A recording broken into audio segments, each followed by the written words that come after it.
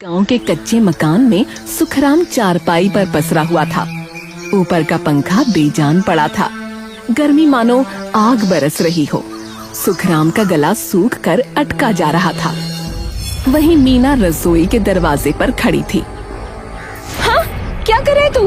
कुछ नहीं, चुपचाप बैठा है। पंखा टूटा पड़ा है। तेरे पास ना तो दम है ना ही पैसा। कब तक कैसे मरेंगे? क्या करूं? गर्मी है। अरे मैं क्या ही करूं? तू कुछ नहीं कर सकता। तेरा ठेला बंद हो गया। 10 दिन से कोई कमाई नहीं, ऊपर से कर्जा सर पर है। क्या करूं मैं तुझ जैसे आदमी का? सुखराम बिना जवाब दिए बस सुनता रहा, आंखें जमीन पर, सांस भारी। फिर उठा। मीना चिल्ला रही थी, लेकिन वो धीरे धीरे दीवार के पास रखे पुराने फ्रिज के पास गया। फ्रिज जंग खाया हुआ बेकार पड़ा था। सुखराम ने उसे खोला। अंदर अंधेरा था, बत्ती नहीं थी, लेकिन फिर भी अंदर थोड़ी ठंडक थी। उसने थोड़ी जगह बनाई और उसमें बैठ गया। ठंडक भले ही थोड़ी है, लेकिन चैन है। वो फ्रिज के अंदर घुटनों को मोड़कर बैठा था। अंधेरे में उसकी आंखें बंद थीं। उसने सोचा, काश पूरा कमरा इस फ्रिज के जैसा होता। बस ठंडक ही ठंडक, तो कितना आराम मिलता। मीना ने ये देखा तो वो हैरान रह गई। वो चिल्लाई, अरे पागल हो गया है क्या? फ्रिज में बैठा है, उठ बाहर निकल। मीना, एक दिन मैं ऐसा ढाबा बनाऊंगा, पूरा कमरा एकदम फ्रिज के जैसा। हाँ, ठंडक, शीशा, बत्तियां, लोग दूर से दौड़ कर आएंगे। हाँ। तू फ्रिज जैसा ढाबा? तेरी औकात है? ठेला तो चला नहीं पाया, कर्जे में डूबा है। तू पागल है, पागल, सिर्फ पागल। मीना हंसती रही। उसकी हंसी अभी तक कमरे में गूंज रही थी, लेकिन सुखराम फ्रिज में बैठा रहा।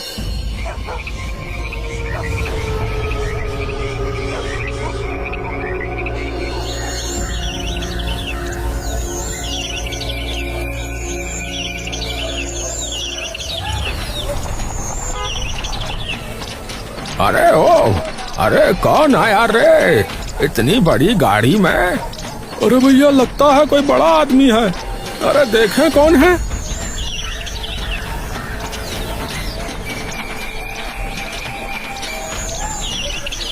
लेकिन चेहरा देखते ही सुखराम की सांस रुक गई। प्रकाश? हाँ रे सुखराम, प्रकाश, बचपन वाला। पहचान ही लिया तूने है।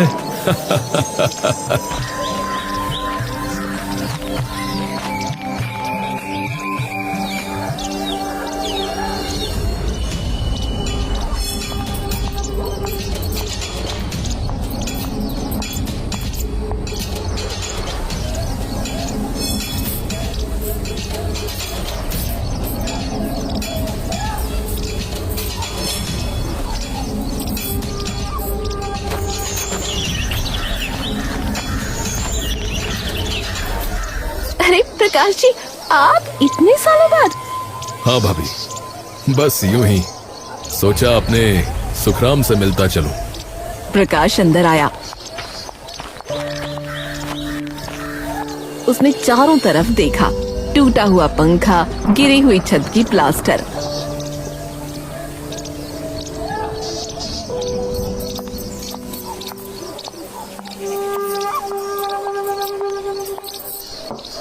प्रकाश ने एक घूंट में पानी पी लिया, फिर सुखराम की तरफ देखा। तू यूं ही रह जाएगा? कुछ कर क्यों नहीं रहा? तेरे अंदर दम है रे, मैं जानता हूं ना। अरे क्या ही करूं प्रकाश भाई, ठेला बंद हो गया, ऊपर से कर्जा है, और मीना तो रोज ही कहती है कि... अरे मीना को हटा, तू बता, तू क्या करना चाहता है? बोल। मैं तो यार एक ढाबा, फ्रिज जैसा ढाबा यार, हाईवे पर, अंदर बिल्कुल ठंडा, भूसे और मिट्टी की दीवारें, ऊपर घास की परत। रोज पानी डालूंगा, अंदर का तापमान 12 से 15 डिग्री कम तो हो ही जाएगा भाई। यार क्या सोच रखा है तूने? बिल्कुल फ्रिज जैसा ढाबा। मुझे आइडिया अच्छा लगा यार तेरा। क्या सच में? हाँ भाई सच में, क्योंकि ऐसे आइडियाज सिर्फ शहरों में आते हैं लोगों को। एक काम करते हैं यार, सुन, मैं पैसा लगाता हूँ, तू बस बना उसको, मैनेज कर, ठीक है? इतना सुनते ही मीना बोली, नहीं नहीं नहीं नहीं नहीं, ये कुछ नहीं कर सकता। इसके सारे आइडिया फेल हो जाते हैं। ठेला देख लो, दुकान देख लो, सब डूब गया। अब ढाबा बनाएगा, पैसे डुबोएगा आपके। अरे भाभी मैं हूँ ना, सुखराम अकेला नहीं है। प्रकाश की आवाज में एक अजीब सा भरोसा था। मीना चुप हो गई। वो मुंह फेर कर अंदर चली गई। सुखराम ने प्रकाश की तरफ देखा। आंखें नम थीं, होंठ कांप रहे थे। अरे यार, तू मेरा बचपन का दोस्त है, तू कर लेगा भाई।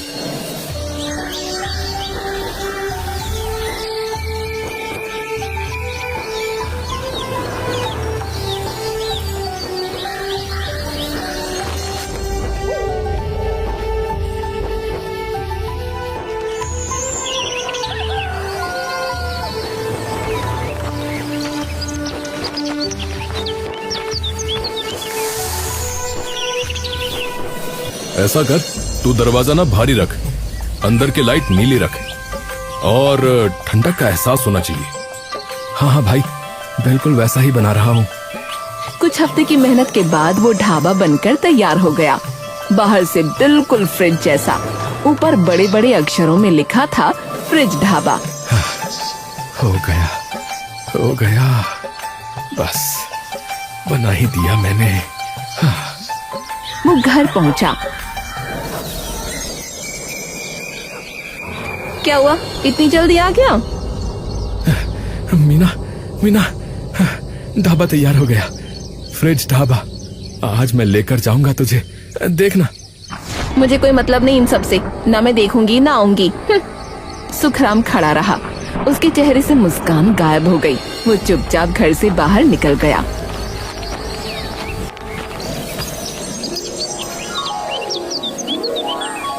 पहले हफ्ते में सिर्फ 5 लोग आए, दूसरे हफ्ते में 20।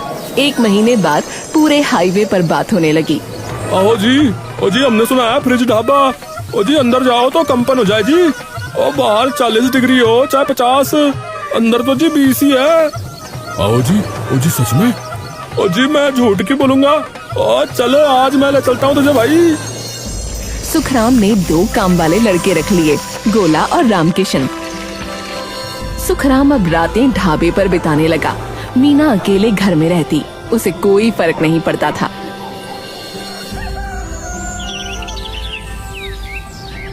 एक दिन प्रकाश आया।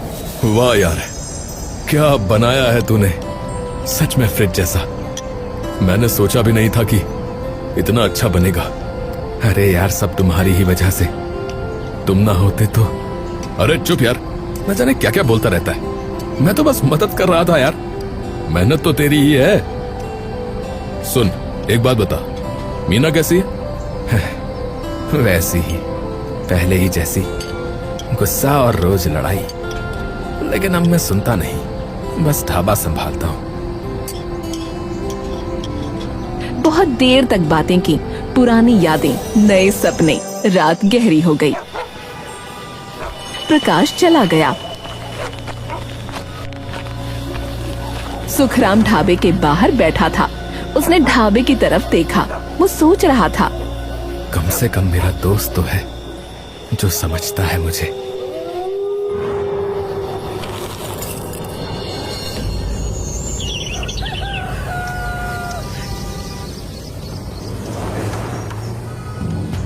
अंदर के बर्तन बिखरे पड़े थे। गोला, रामकिशन भाग दौड़ कर रहे थे। अरे अरे, ये क्या हुआ है? हम कुछ नहीं जानते मालिक, हम तो रात में चले गए थे। हमारे पीछे पता नहीं कौन आया। किसी गांव वाले की हरकत लगती है। लगता है किसी को मेरी तरक्की से मिर्च लग रही है।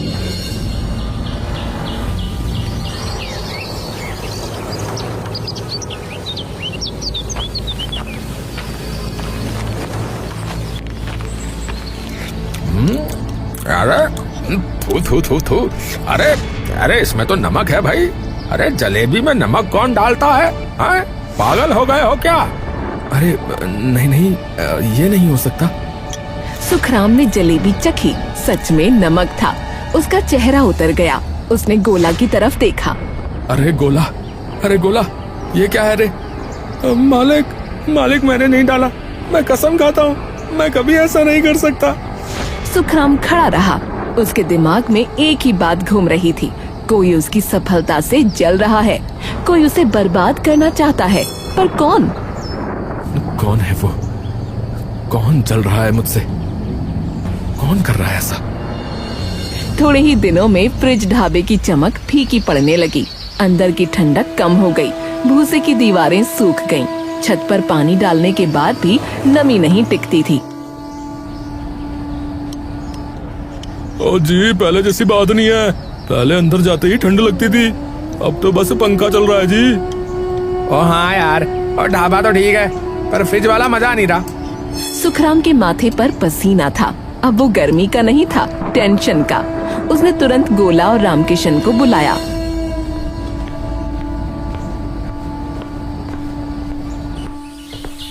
क्यों हो रहा है ये सब? मैं सब कुछ ठीक ही कर रहा हूँ, फिर ऐसा क्यों?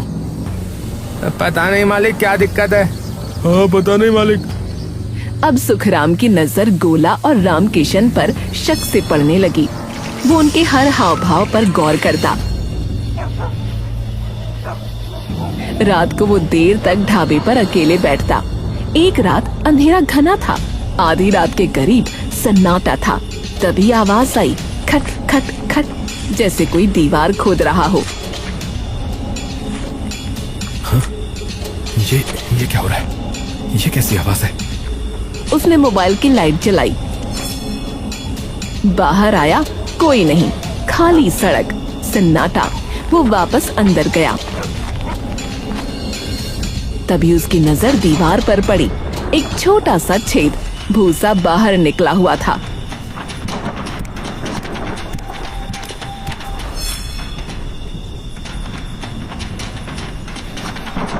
अरे ये खुशबू, ये खुशबू कहाँ से आई है? कहीं तो सूंघी है। कहाँ? कब? किसकी? मतलब ये सब करने वाला मेरा कोई जानने वाला है, कोई करीबी। पर कौन? सुखराम ने फैसला किया। उसने चुपके से ढाबे के अंदर एक छोटा सा मोबाइल कैमरा लगा दिया, कोने में, किसी को पता न चले।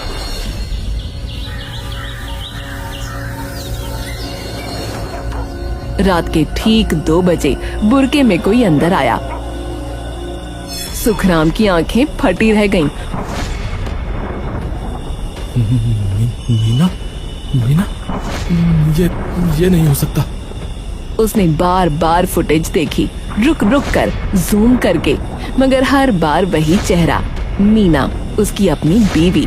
वो दीवार के पास गई, हाथ बढ़ाया, भूसा निकालने लगी, जैसे पहले भी कर चुकी हो। ये मीना आखिर ऐसा कर क्यों रही है? इसको तो हमेशा परेशानी रहती थी कि मैं कुछ करता नहीं हूँ। अब मैं कर रहा हूँ, पैसे कमा रहा हूँ, मेरा नाम हो रहा है, तो ये, हे भगवान, ये माजरा क्या है? सुखराम पागलों की तरह कमरे में टहलता रहा। रात को वो ढाबे पर ही चिपक कर बैठ गया, रुका, इंतजार किया। रात के 2 बजे बुर्गे वाली परछाई फिर से आई। सुखराम ने एकदम से लाइट जला दी। स्वागत है तुम्हारा, आओ। तू यहाँ? अरे क्यों कर रही हो तुम ये सब? क्यों कर रही हो? हैं? क्योंकि ये तेरा कुछ नहीं है, ये सब मेरा है। अरे पागल हो गई है तू। मेरा ढाबा है, मेरी मेहनत है, और वैसे भी जो मेरा है वो तेरा भी तो है, पागल।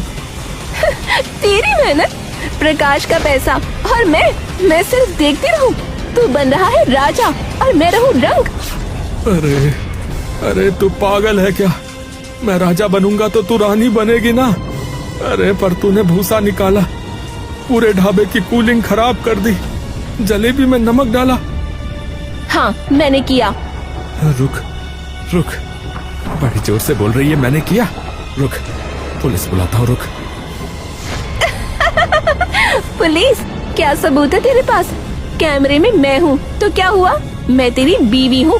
ढाबे पर आना जाना मेरा हक है। भूसा निकाला तो क्या? मैं तो देख रही थी कि कीड़े तो नहीं हैं। अरे अरे पागल औरत, तू चाहती क्या है? तुझ जैसे पागल से छुटकारा। सुखराम सन्न रह गया। उसके पास कोई शब्द नहीं था। मीना की आंखों में न तो डर था न पछतावा। सुखराम ने गुस्से में कहा, अरे अरे बाहर निकल, बाहर निकल। आज से तू मेरे घर में नहीं रहेगी, मेरे घर में नहीं रहेगी। निकल मेरी जिंदगी से बाहर, निकल मेरी जिंदगी से बाहर। निकाल दे, तलाक दे दे। कानूनी तौर पर तेरा ये ढाबा अपने नाम करा लूंगी। वो क्या कहते हैं, एलिमनी। क्योंकि तू तो बस एक फ्रिज में बैठने वाला पागल है। मीना घर चली गई। सुखराम दीवार के सहारे ढह गया।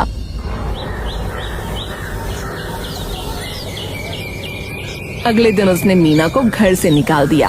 अरे भैया सही किया है। बीवी होकर अपने आदमी का नुकसान कर रही है, बताओ है? पहली बार देखी हमने तो अपने गांव में ऐसी औरत को तो निकालना ही चाहिए भैया। अरे नहीं भाई, गलत किया है। अरे बीवी है उसकी, ऐसे कैसे निकाल रहा है? समझा बुझा कर रखनी चाहिए थी। घर के अंदर थोड़ा मार पीट लेता है। निकालना तो आखिरी हद होती है भाई। मीना मायके चली गई। उसके जाने के बाद ढाबा फिर से चलने लगा।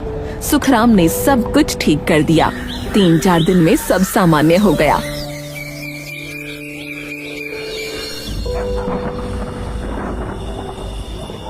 तभी एक शाम प्रकाश आया। अरे अरे क्या हुआ सुखराम? मीना क्यों चली गई? गांव में लोग कुछ कह रहे हैं। अरे भाई, ढाबे की कूलिंग वही खराब कर रही थी। भूसा निकालना, कूलिंग खराब करना, जलेबी में नमक मिलाना, ये सब कारनामे उसी के थे। मुझे तो पता ही नहीं था कि मेरी खुद की बीवी ऐसी निकलेगी भाई। क्या मीना? ऐसा कैसे हो सकता है? अरे मैंने खुद देखा भाई, कैमरे में अपनी आंखों से। मैं जानता था कि वो पागल है, लेकिन इतनी पागल ये नहीं सोचा था। अरे भाई, अब चिंता इस बात की है कि जब तलाक दूंगा तो वो कह रही है कि तलाक में वो मेरी सारी जायदाद ले जाएगी भाई, मेरा ढाबा ले जाएगी, सब कुछ ले जाएगी कह के गई है। हंसते हंसते निकली है। सुन, मैं हूं ना तेरे साथ, तू अकेला नहीं है। मैं यही रहूंगा ढाबे पर ही, जब तक सब ठीक ना हो जाए। सच में? प्रकाश भाई, ये जो पैसे तुमने ढाबे पे लगाए थे ना, वो रख लो। आने वाले वक्त का कुछ पता नहीं, कहीं खर्च हो गए तो बस। अब हाँ, चल अब चाय बना और सोना मत, काम कर। प्रकाश उसी रात से ढाबे पर रुक गया और अब प्रकाश रोज आता।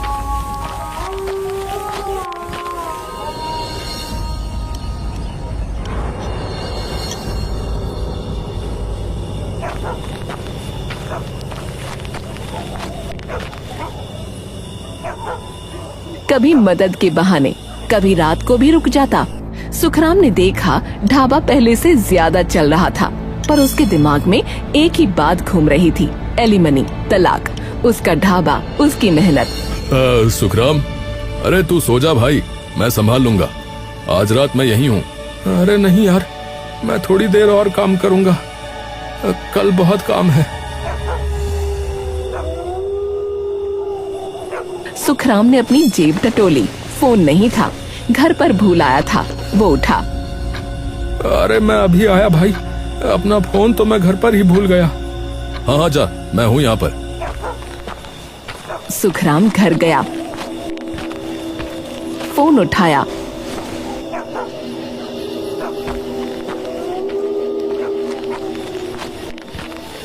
वापस आया तो सीढ़ियों पर नजर पड़ी।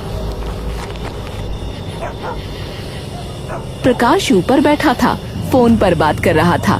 सुखराम रुक गया, आवाज पहचानी, पर बातें सुनने के लिए वो चुपके से पास बढ़ा। दिल धड़क रहा था, हाथ पसीने से तर। वो दीवार के पीछे खड़ा हो गया। हाँ मीना, सुन, तूने जो किया ना, बिल्कुल सही किया। जानबूझकर उसके सामने आ गई, ये तो बहुत ही अच्छा किया, और अपने आप को पकड़वा दिया। और उस उल्लू को लगता है कि उसने सब कुछ खुद पकड़ा और अब वो खुद ही तलाक देने को तैयार हो जाएगा, बता रहा हूं। तो बस अब फटाफट तलाक के पेपर तैयार करवा, एलिमनी में हम ये ढाबा ले लेंगे। मेरा बिजनेस तो पूरा ढह चुका है, तुझे पता है, पर तेरा पति वो आगे निकलता जा रहा है। और वैसे भी जब से तेरी शादी इस गवार से हुई है, मैं चैन से नहीं बैठ पाया हूँ। अब सही वक्त है, मैं आज इसीलिए आया हूँ कि तेरा ये अनपढ़ पति सही रास्ते पर ना जा सके। अगर इसने किसी सही वकील से बात कर ली तो तुझे कुछ नहीं मिलेगा, बता रहा हूँ। मैं ऐसी वैसी बातों में उलझाए रखता हूँ उसको। तू जल्दी कर, समझी? सुखराम की सांसें रुक गईं। उसके हाथ कांप रहे थे, पैरों के नीचे जमीन खिसक गई। उसने झटके से फोन निकाला, रिकॉर्डिंग ऑन कर दी, पूरी बात रिकॉर्ड कर ली। फिर गहरी सांस ली और आगे बढ़ा। अरे प्रकाश भाई, चलो थोड़ी चाय पी लेते हैं। हाँ हाँ हाँ हाँ, चलो चलो। भाई बहुत थक गया आज मैं। अरे यार भाई, आज रात ना फ्रिज में बैठकर पीते हैं, क्या कहता है? अंदर बहुत ठंडक है, तुझे अच्छा लगेगा। मैं तो हमेशा करता हूँ भाई। अच्छा तेरा फ्रिज ढाबा, तू जैसा कहे। हालांकि ये पागलपन है। अरे भाई, मैं पागल ही तो हूँ। सुखराम ने दरवाजा बंद किया, फिर एक झटके में बाहर से फ्रिज लॉक कर दिया। अरे अरे अरे अरे भाई क्या कर रहा है? अरे अरे पागल हो गया क्या भाई? अरे अरे मुझे बाहर निकाल। अरे अरे भाई, अरे कोई है? हाँ प्रकाश, मैं पागल हूँ। वही पागल जो फ्रिज में बैठता था, वही पागल जिसकी बीवी उसे छोड़ना चाहती थी, वही पागल जिसका दोस्त उसका बिजनेस चुरा रहा था, और मेरे साथ इतना बड़ा विश्वासघात दोस्ती के नाम पर। कलंक है तू, कलंक। अरे अरे तूने सुन लिया क्या? अरे भाई, सिर्फ सुना नहीं, रिकॉर्ड भी कर लिया है। अब तू यहीं रहेगा, सुबह पुलिस आएगी फिर ही तू निकलेगा बाहर। अरे अरे सुखराम भाई, अरे सुन, अरे यार मैं तेरा दोस्त हूँ। अरे गलती हो गई भाई, मुझे माफ कर दे। दोस्त? अरे वो कैसा दोस्त है? कहाँ का दोस्त जो मेरी बीवी के साथ मिलकर मुझे बर्बाद कर रहा था? वो दोस्त जो मेरा ढाबा हड़पना चाहता था। अब तुझको मैं माफ कर दूं? नहीं प्रकाश, अब नहीं। प्रकाश चीखता रहा, दरवाजा खटखटाता रहा, पर कोई नहीं आया। सुखराम बाहर बैठा रहा, चाय पी, फ्रिज में बैठे दोस्त की आवाजें सुनता रहा। सुबह हुई, पुलिस आई। सुखराम ने रिकॉर्डिंग सुना दी।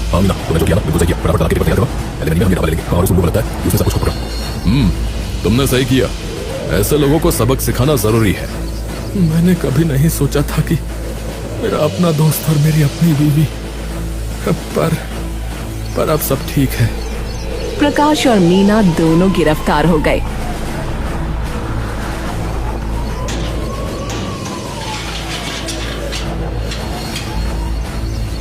सुखराम बेचारा उदास तो बहुत था, लेकिन उसने सोच लिया कि कम से कम मेरी मेहनत तो बच गई। अब मेरा जो भी है